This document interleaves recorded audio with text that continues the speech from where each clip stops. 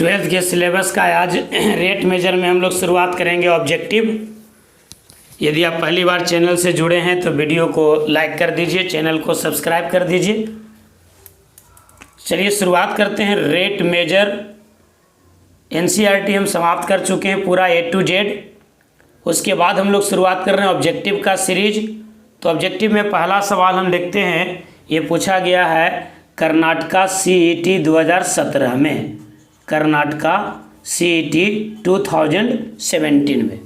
Question है the rate of change of volume of a sphere with respect to its surface area when the radius is 4 centimetre is. क्या होगा देखिए समझिएगा। सवाल कह रहा है कि कोई स्फीयर है, इस स्फीयर का rate of change of volume निकालना है। मान लेते हैं इस स्फीयर का रेडियस है r, तो हमको निकालना है rate of change of volume यानी dv with respect to surface area यानी dv बाई ds निकालना है, जहां हम v को कह रहे हैं वॉल्यूम और s को कह रहे हैं सरफेस एरिया। सरफेस एरिया सवाल बढ़िया से समझिए। कह रहा rate of change of volume of sphere with respect to its surface area यानी dv बाई ds निकालना है, और तब जब रेडियस हो जाए 4 सेंटीमीटर। अब देखिए यहाँ पर डेरिवेटिव का आपको चैप्टर याद होगा, डेरिवेटिव ऑफ पैरामेट्रिक फंक्शन, उसका ये सवाल हो गया। कैसे निकालेंगे dv बाई ds? वॉल्यूम को हम डायरेक्ट सरफेस एरिया के रेस्पेक्ट में डिफ्रेंशिएट नहीं करेंगे, तो हम क्या करेंगे, पहले निकाल लेंगे dv बाई dt यानी वॉल्यूम को डिफ्रेंशिएट कर देंगे टाइम के रेस्पेक्ट में, फिर निकाल लेंगे ds बाई dt, तब हो जाएगा एक फंक्शन का डेरिवेटिव दूसरे फंक्शन के रेस्पेक्ट में, यानी dv बाई ds बराबर होगा dv by dt upon ds by dt। अब हम दोनों को अलग अलग निकाल लेते हैं, dv बाई dt और ds बाई dt। तो देखिए वॉल्यूम स्फीयर का होता है 4/3 पाई आर क्यू। स्फीयर का जो वॉल्यूम होता है वो होता है 4/3 पाई आर क्यू।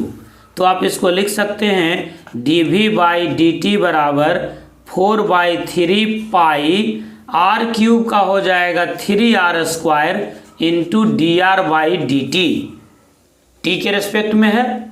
इसी प्रकार से सरफेस एरिया, सरफेस एरिया होता है इनका 4 पाई आर स्क्वायर, तो हम इनको भी डिफ्रेंशिएट कर देते हैं टाइम के रेस्पेक्ट में, तो 4 पाई कांस्टेंट हो गया, आर स्क्वायर का 2r into dr by dt। तो हमको dv बाई dt भी मिल गया और ds बाई dt भी मिल गया, तो हम इसको यहाँ पर पुट कर देते हैं, तो हमको मिल जाएगा dv बाई ds। तो dv बाई ds बराबर होगा dv बाई dt यानी 4 pi r square dr by dt divided by 4 2 जा 8 pi r dr by dt। dr by dt काट दीजिए तो आपको मिल जाएगा 4 pi r square divided by 8 pi r. Pi से पाई काट दीजिए, आर से आर काट दीजिए, 4 2 जा 8 यानी बच जाएगा आपको r बाई 2, और r का वैल्यू क्या दिया हुआ है 4 यानी 4/2 यानी 2।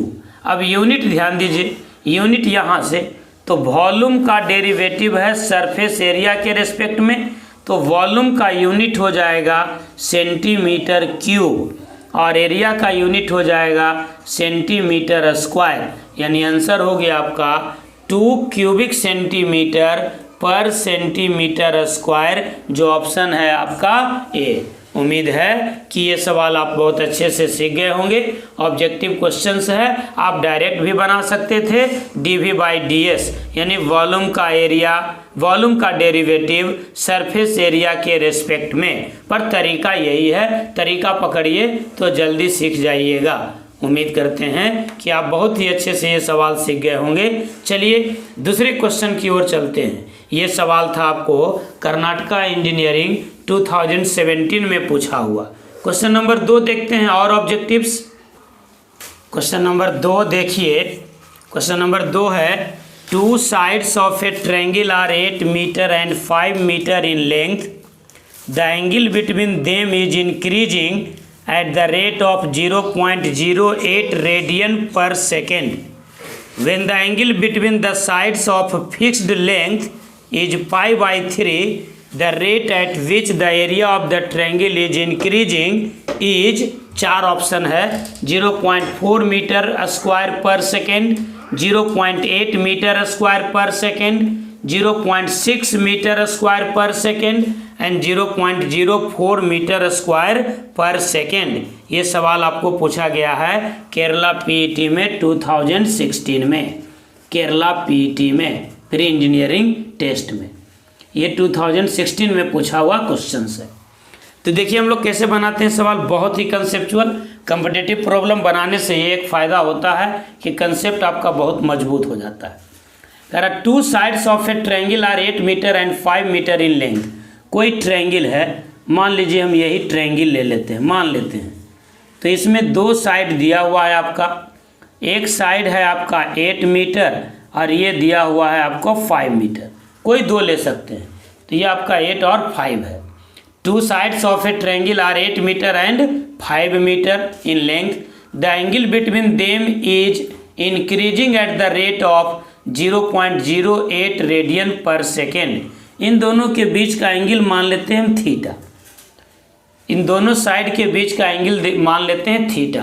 तो अकॉर्डिंग टू क्वेश्चन थीटा के इंक्रीज करने का रेट दिया हुआ है, यानी हमको दिया हुआ है D theta by d t बराबर 0.08 रेडियन पर सेकेंड।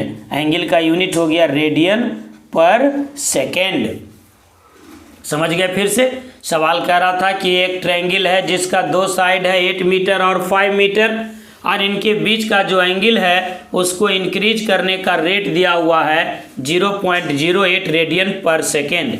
कह रहा when the angle between the side of fixed length is pi by 3, जब थीटा का मान पाई बाई 3 हो जाए, यानी एट थीटा बराबर pi by 3, the rate at which the area of triangle is increasing is, यानी एरिया के increase करने का रेट क्या होगा। अगर हम एरिया को ए मानते हैं तो सवाल पूछ रहा है कि D A by d T क्या होगा जब थीटा का वैल्यू हो जाए पाई बाई 3। तो आप जानते हैं 11th के ट्रिगो के फॉर्मूला से, अगर किसी ट्रायंगल का साइड दिया हुआ रहे ए बी सी और उनके एंगल क्रमशः हो ए बी और सी, तो ऐसे स्थिति में एरिया ऑफ ट्रायंगल का फॉर्मूला होता है हाफ ए बी साइन सी, यानी ए और बी साइड ले रहे हैं तो उसके बीच का एंगल साइन, या आप लिख सकते हैं half B C sine A, या आप लिख सकते हैं half of A C sine B, यानी 2 साइड और उसके बीच का एंगल रहे तो एरिया निकालना काफ़ी आसान हो जाता है। तो यहाँ पर भी हम एरिया को उसी हिसाब से लिखेंगे, जो 2 साइड गिवन है उसके बीच का एंगल थीटा है। तो एरिया बराबर होगा हाफ ऑफ 8 इंटू 5 इंटू क्या साइन थीटा। क्लियर हो गया बात? ये एरिया हो जाएगा। इसका मतलब हम लिख सकते हैं 2 4 जा 8 काट देंगे तो 4 5 जा 20 साइन थीटा, यानी एरिया हमारा हो गया 20 साइन थीटा। अब हमको निकालना है एरिया का डेरिवेटिव थीटा के रिस्पेक्ट में, तो 20 और साइन थीटा का डेरिवेटिव हो जाएगा कॉस थीटा, और ध्यान दीजिएगा D theta by d T, D A by d T निकालना है, D A by D theta निकाल रहे थे, D A by d T निकालना है, rate of change of area. तो 20 cos theta into D theta by d T. अब यहाँ पर हम वैल्यू रख देते हैं थीटा का, थीटा का वैल्यू है पाई बाई 3 यानी कॉस 60 डिग्री, और D theta by d T दिया हुआ है 0.08। तो हमारा वैल्यू मिल जाएगा 20 गुना कॉस 60 का वैल्यू होता है 1/2 इंटू 0.08, तो 2 10 जा 20 यानी 10 इंटू 0.08, इसका मतलब हो जाएगा 0.8, एक प्लेस डेसिमल भाग जाएगा, मीटर स्क्वायर पर सेकेंड। क्यों? क्योंकि एरिया का रेट निकालना था, तो एरिया का यूनिट क्या हो जाएगा? मीटर स्क्वायर पर सेकेंड। समझ में आई बात? तो ये आपका आंसर था ऑप्शन नंबर बी। तो देख रहे हैं कितना आसान से सवाल बनता है, यदि आपका बेसिक मजबूत है तो। समझ गए? वीडियो को एक बार लाइक कर दीजिए और प्लीज़ चैनल को शेयर कीजिए। चैनल को सब्सक्राइब तो कीजिएगा ही, दोस्तों में इसे शेयर भी कीजिए। चलिए क्वेश्चन नंबर 3 की ओर चलते हैं। क्वेश्चन नंबर 3 देखिए, करा the volume of a sphere is increasing at the rate of 1200 centimeter cube per second. The rate of increasing in its surface area when the radius is 10 centimeter is. सवाल कर रहा है कि कोई ऐसा sphere है, इस स्फीयर के वॉल्यूम का चेंज करने का रेट दिया हुआ है 1200 क्यूबिक सेंटीमीटर पर सेकेंड। मान लेते हैं कि इस स्फीयर का रेडियस है r, तो सवाल में दिया हुआ है dV/dt बराबर 1200 क्यूबिक सेंटीमीटर पर सेकेंड। तो हम यहाँ से लिख सकते हैं कि वॉल्यूम बराबर होता है 4/3 पाई आर क्यूब। तो हम dV/dt अगर निकाल लें तो 4/3 पाई कांस्टेंट हो जाएगा और आर क्यूब का डेरिवेटिव होगा 3r² इंटू dr/dt, यानी ये हो जाएगा 4 पाई r² dr/dt। dV/dt का वैल्यू रख देते हैं 1200 डिवाइडेड बाई पाई r² बराबर हो जाएगा dr/dt,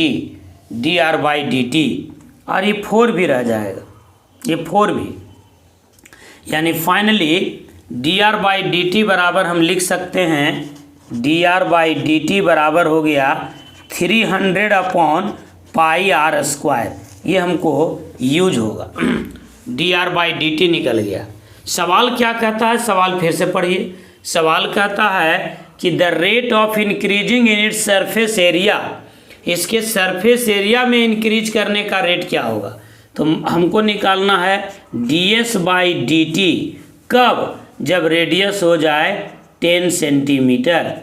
जब रेडियस 10 सेंटीमीटर हो जाए तो ds/dt क्या होगा?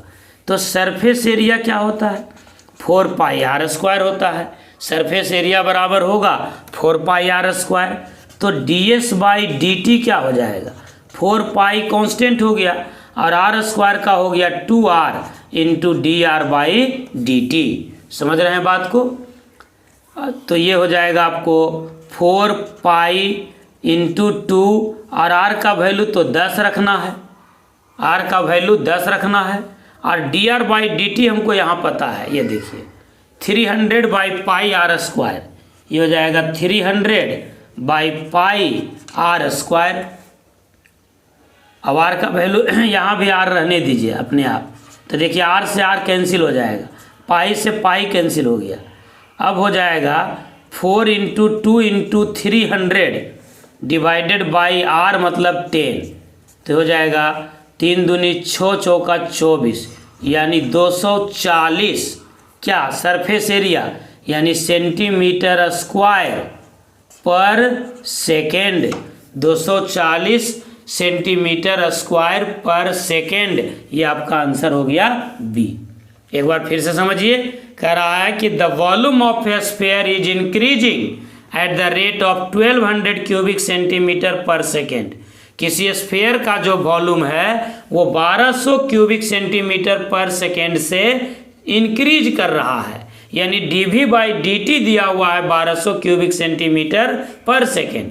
तो आप जानते हैं कि स्फीयर का वॉल्यूम होता है 4/3 पाई r क्यूब। तो हम इसको टाइम के रेस्पेक्ट में डिफ्रेंशिएट कर दिए तो मिल गया dV/dt बराबर 4/3 पाई इंटू 3r² dr/dt। 3 से 3 कट गया तो 4 pi r square d r by d t, यानी d r by d t बराबर हो गया है, इसका वैल्यू था 1200 में डिवाइड कर देंगे 4 पाई आर स्क्वायर से तो मिल जाएगा 300 बाई पाई आर स्क्वायर। लेकिन सवाल कह रहा था find the rate of increase of surface area when the radius is 10 centimetre.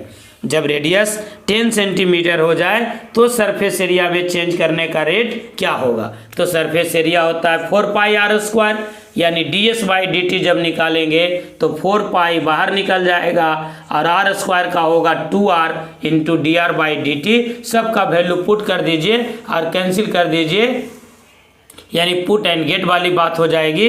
तो आंसर हो जाएगा 240 सेंटीमीटर स्क्वायर पर सेकेंड। उम्मीद करते हैं कि आपको ये तीनों सवाल अच्छे से समझ में आ गया होगा। अभी भी बहुत सारे ऑब्जेक्टिव्स हैं बचे हुए, हम लोग और ऑब्जेक्टिव शुरुआत करेंगे। अभी इसके तुरंत बाद आपको रॉल्स थ्योरम का वीडियो अवेलेबल हो जाएगा, रॉल्स थ्योरम का लेक्चर 1, फिर हम लोग रॉल्स थ्योरम को और आगे बढ़ाएंगे। तब तक के लिए आप इजाज़त दीजिए, आज इतना ही। Thank you, all the best. आज मेरा जन्मदिन भी है, सो थोड़ा सा थके हुए हैं, तो आज इतना ही रहने देते हैं, फिर हम लोग कल दूसरे वीडियो के साथ आपसे मिलते हैं। Thank you, all the best. जय हिंद, जय भारत, वंदे मातरम।